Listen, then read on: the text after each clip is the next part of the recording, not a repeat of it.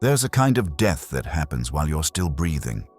You wake up, go through the motions, smile when expected, say the right things, but somewhere deep inside, behind all the noise and performance, you feel it. A whisper so faint you almost miss it. This isn't living. This is surviving. You look around at your life. The job you worked so hard for, the relationships you've built, the version of yourself everyone knows. And you realize something terrifying. None of it feels like you anymore. Everything looks right on the surface, but underneath, you're suffocating. And on a day that seems no different from any other, something cracks. A video, a sentence, a moment of silence that makes your chest tighten. You don't know why it moves you. You just know it arrived exactly when you needed it. Carl Jung believed nothing is coincidental. He called it synchronicity, the universe speaking when the soul is finally ready to listen. This video isn't here to teach you something new. It's here to awaken what you've always known but forgotten. Because sometimes, the things that change everything don't come with fanfare. They come in the quiet moment when you realize you can't pretend anymore. Perhaps you didn't find this video, perhaps it found you. And the only question left is, are you ready to let go of who you've been pretending to be and step into who you truly are? Let's begin. Number 1. The sacred discomfort. There are mornings that feel heavier than others. Not because anything terrible happened, not because you received bad news, but because you open your eyes and feel the weight of a life that no longer fits. You go to the job that once excited you, and now it drains you. You have conversations that once mattered, and now they feel empty. You chase goals that society told you would make you happy, and when you reach them, there's nothing there. Just more emptiness. And you ask yourself, what's wrong with me? Why can't I just be grateful? Why does everything suddenly feel so meaningless? But here's what Carl Jung understood that most people miss. That discomfort isn't a problem. It's a signal. Jung said, "The shoe that fits one person pinches another." There is no recipe for living that suits all cases. For years, you wore shoes that didn't fit. You walked the path that others walked. You became what others expected, and your soul stayed quiet. Because it was waiting for the moment you'd be strong enough to hear the truth. That truth is this: you've outgrown your old life. The career that once gave you identity now feels like a costume. The relationships built on who you used to be no longer reflect who you're becoming. The dreams you chased because they looked good on paper have nothing to do with what your heart actually wants. And that sacred discomfort, that restless ache inside, that's your soul speaking its first words. It's time to stop living for them and start living for you. I once heard about a woman who had everything society said she should want. A corner office, a beautiful home, financial security, the respect of her peers. But every morning she sat in her car outside her office building and cried. Not because anyone hurt her, not because something went wrong. She cried because she felt like she was disappearing. One day she didn't go inside. She just drove. No destination, no plan. And for the first time in years, she felt something close to peace. She didn't quit her job that day, but she stopped pretending everything was fine. She started listening to the discomfort instead of numbing it. And slowly, she began asking the question that changes everything. If I could live any way I wanted, what would that look like? That question terrified her, but it also set her free. Jung wrote, "There is no coming to consciousness without pain. The discomfort you feel isn't your enemy. It's the birth pang of your real life trying to emerge. When the caterpillar enters the cocoon, it doesn't know it's becoming a butterfly. It only knows everything it was is dissolving. That dissolution feels like death. But it's not an ending. It's the beginning of transformation. So if you're feeling that sacred discomfort right now, if something inside you is whispering that you can't keep living like this, don't run from it. Don't silence it with distractions, substances, or the opinions of others. Let it speak. Because the moment you stop resisting that discomfort is the moment your real journey begins. And in the comments below, if you feel this stirring inside you, write one word. What are you outgrowing? Because naming it is the first step toward freedom. Number 2, the invitation of emptiness. After the discomfort awakens you, something even more unsettling arrives. Emptiness, not the kind that comes from loss, but the kind that comes when everything you built your identity on suddenly means nothing. You used to know what you wanted. You had plans, ambitions, a clear sense of direction. But now, when someone asks, "What do you want?" you have no answer. The goals that once drove you forward feel hollow. The passions that once lit you up have gone cold. You stand in the center of your life and feel completely lost. This is what mystics call the dark night of the soul, the moment when all meaning collapses. And most people panic. They rush to fill the void with anything. A new relationship, a new job, a new distraction. Anything to avoid the terrifying silence of not knowing. But Carl Jung saw emptiness differently. He said, "The foundation of all mental illness is the unwillingness to experience legitimate suffering." What if the emptiness isn't your enemy? What if it's the most sacred invitation your soul will ever offer you? Because you can't pour new wine into old bottles. You can't build a new life on the foundation of the old one. Everything must be cleared away first. The false beliefs, the borrowed dreams, the identities you wore to survive. And emptiness is the clearing. There was a painter who spent years creating art that critics loved. Gallery shows, awards, recognition, everything she thought she wanted. Until one day, she stood in front of a blank canvas and felt nothing. No inspiration, no vision, no desire.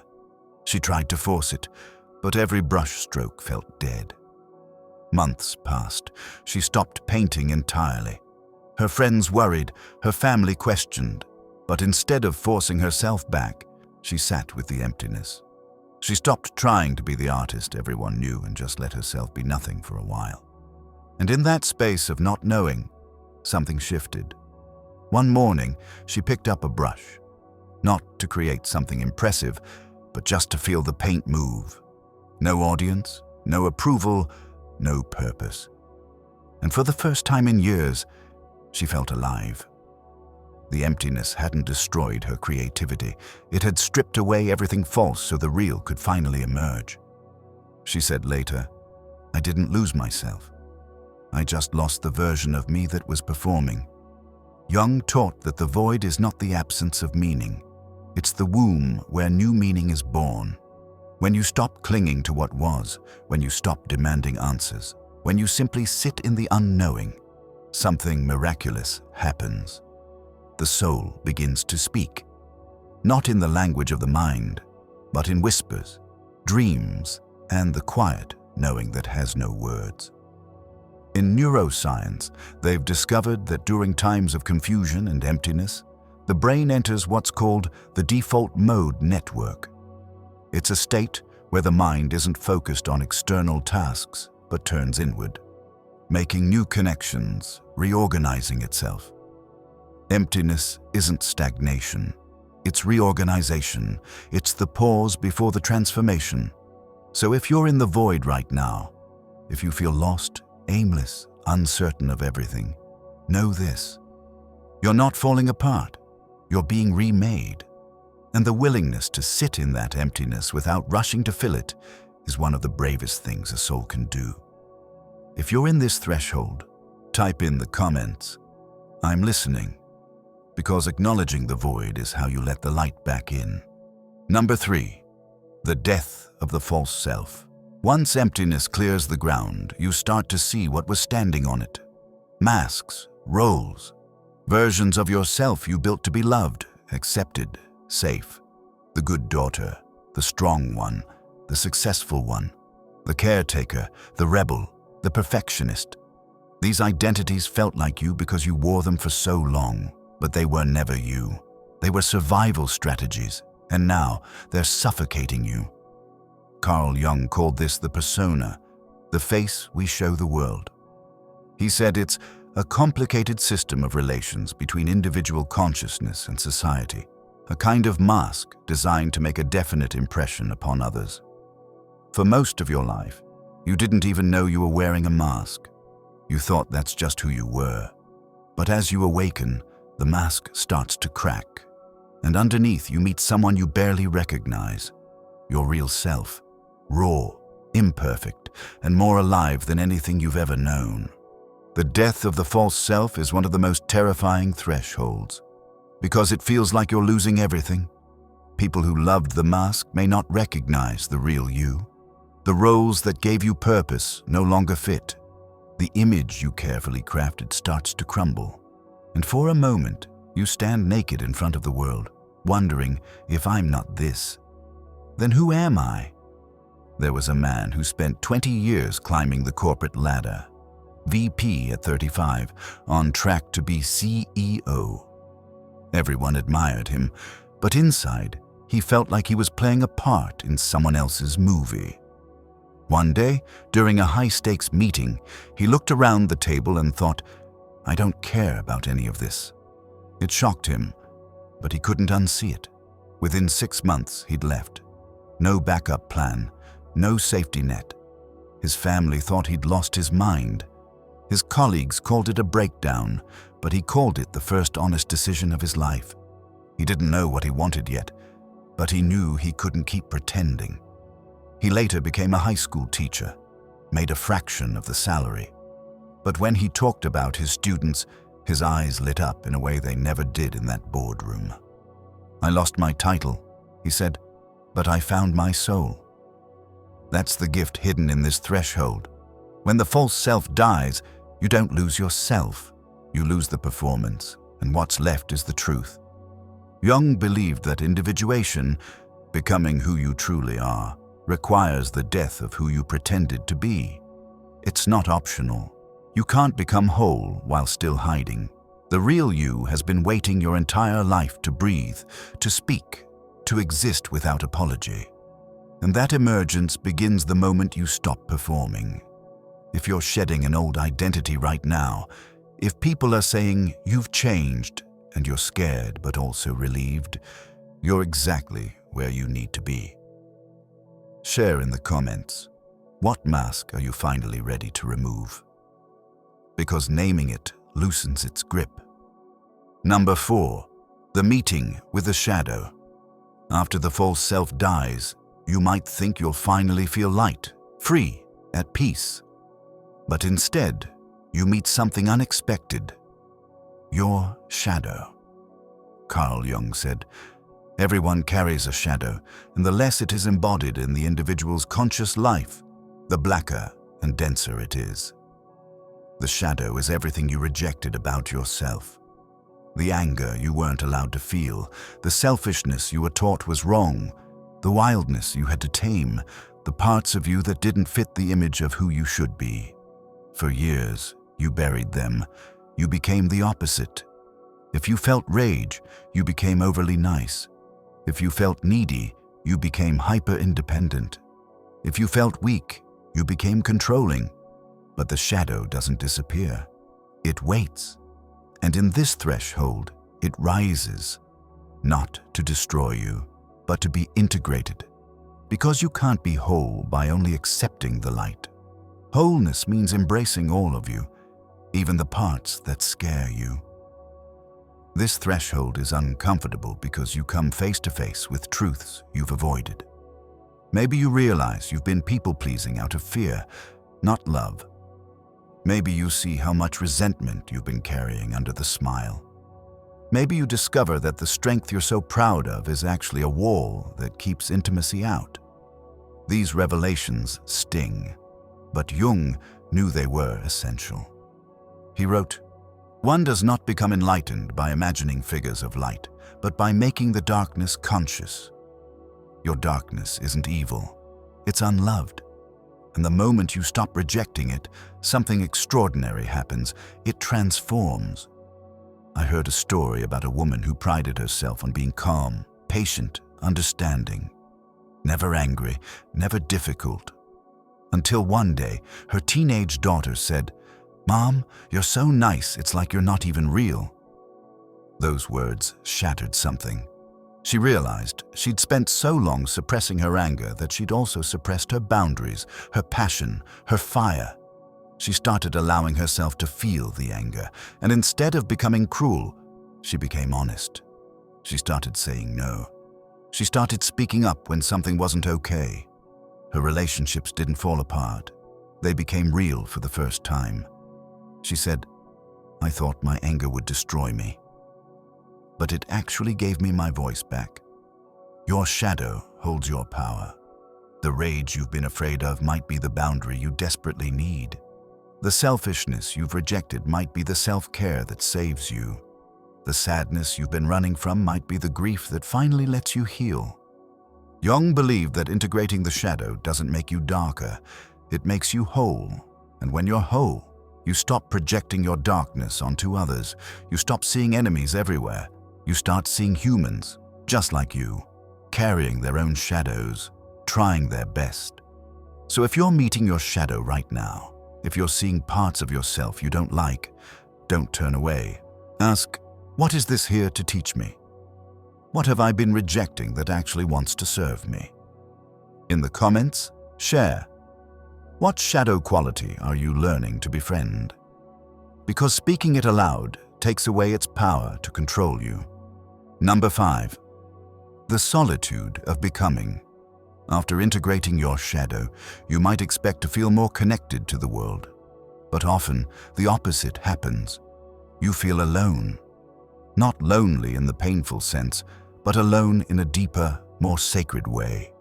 The people you once resonated with no longer speak your language.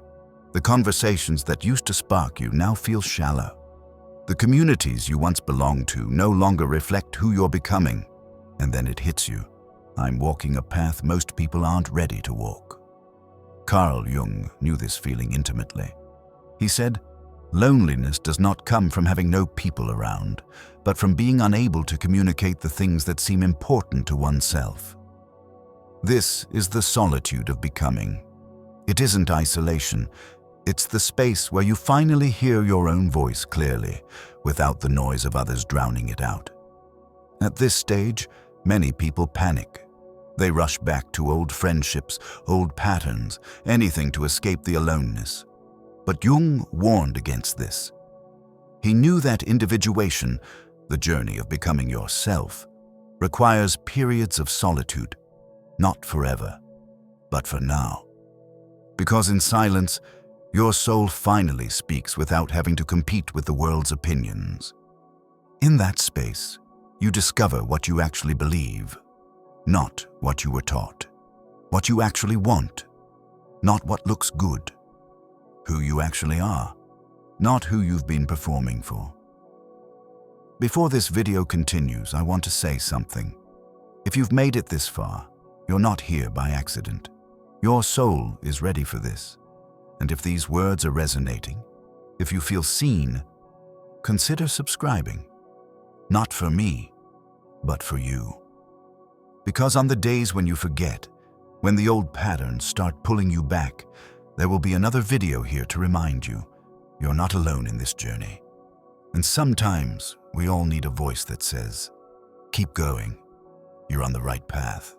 There was a person who, after years of being everyone's go-to friend, suddenly pulled back. They stopped showing up to every gathering, stopped replying to every message right away. People whispered that they'd changed, become distant, even selfish. But inside, something very different was happening. For the first time, they were learning to hear themselves. They were discovering what they liked, not what their friends liked, what filled them up, not what drained them. Months passed, and slowly, new people appeared. Not many, but the right ones. People who didn't need them to perform, who loved them for their truth, not their mask. They said, I didn't lose my community. I just stopped settling for surface connections. And in that space, real connection found me. Carl Jung called this the crisis of separation, the stage where you separate from the collective, from the crowd, from the need to belong at the cost of yourself. And in that separation, you find your center, not the center others gave you, your own. The unshakable place inside that doesn't need validation to know its worth. So if you're in solitude right now, if old friendships have faded and new ones haven't arrived yet, trust this. You're not being left behind. You're making space for what's real, the right people, the right connections, the right life. They'll find you, but only after you've found yourself first. If you're walking through this sacred aloneness, type in the comments, "I trust this," because sometimes saying it aloud is how it becomes true. Number 6, the responsibility of freedom. Now comes the threshold that separates those who awaken from those who return to sleep. It's the moment you realize no one is coming to save you. Not your partner, not your parents, not a teacher, a guru, or the perfect opportunity. It's the moment you understand that you, and only you, are responsible for your life. This realization is both terrifying and liberating, because for so long, you waited.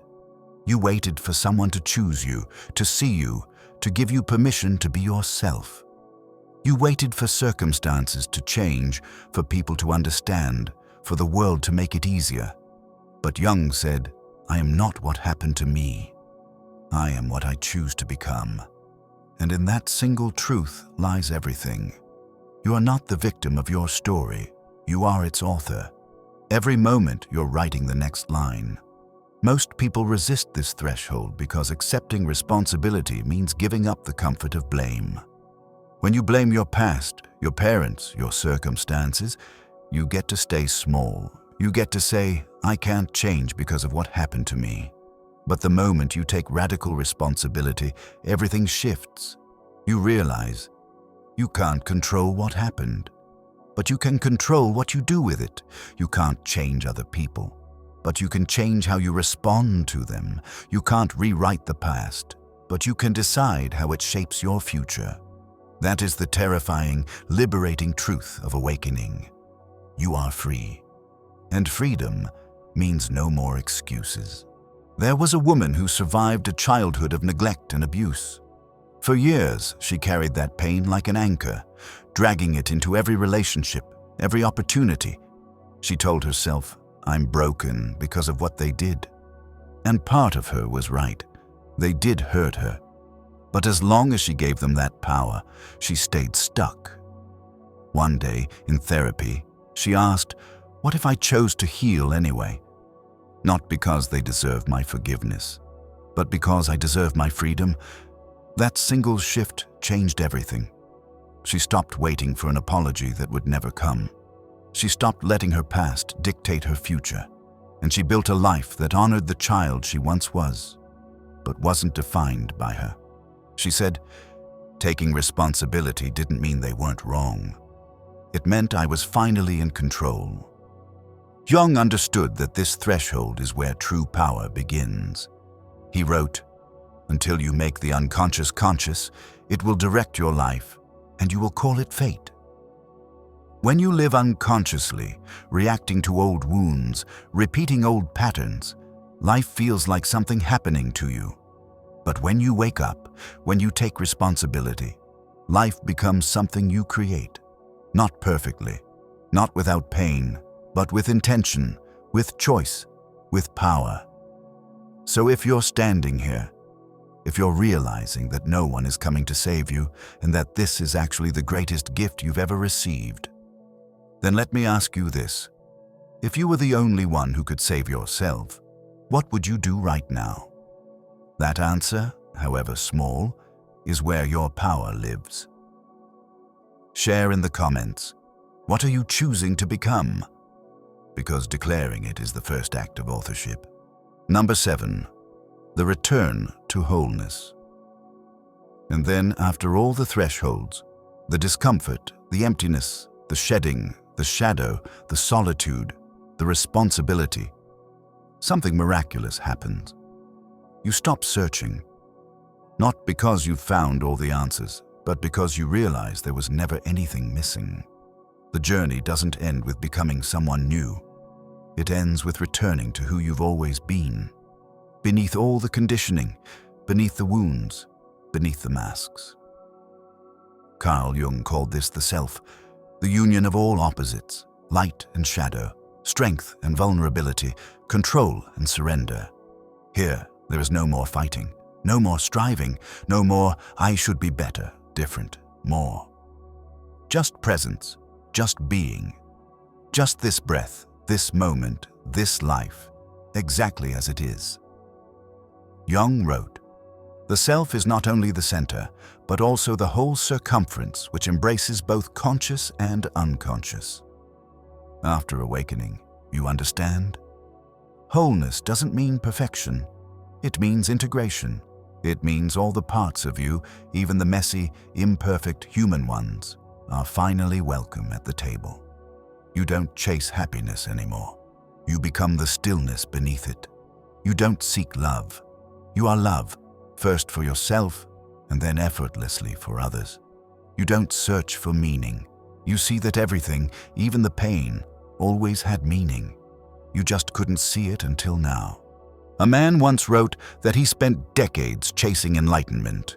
Meditation retreats, spiritual teachers, endless practices. He thought awakening would feel like fireworks, like finally arriving somewhere. But one morning, sitting on his back porch, drinking coffee, watching the light touch the grass, he felt it. Complete. Whole. Not because anything changed, but because he finally stopped needing it to. He said, "I realized I'd been searching for something I already had. I just forgot how to see it." That is the return, not to a place, but to yourself. And in that return, everything becomes sacred.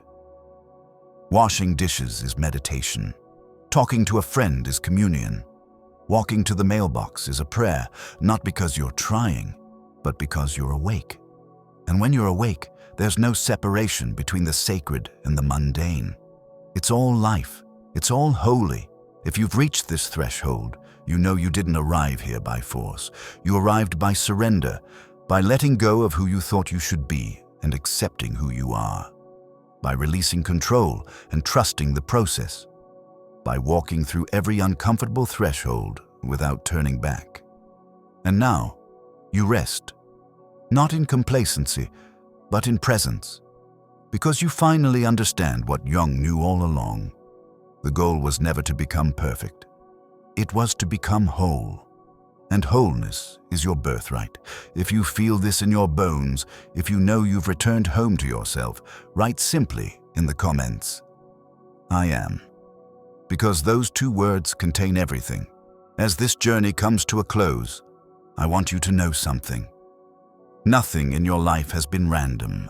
Every heartbreak, every loss, every moment you thought you were falling apart, it was all leading you here.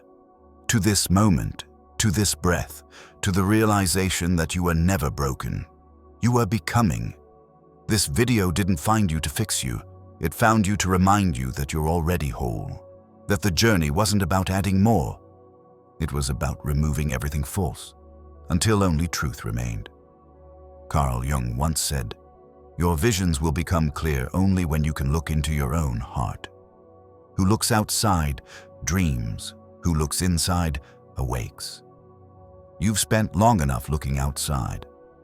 Now it's time to look within, to honor the soul that's been whispering all along, to trust the path that brought you here, even when it didn't make sense. If this video touched something in you, share it with someone walking through their own darkness. Because your awakening might be the light someone else needs to take the next step.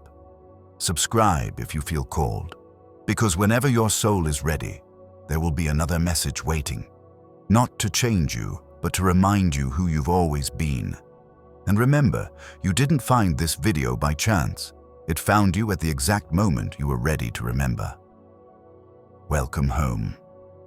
You've been here all along.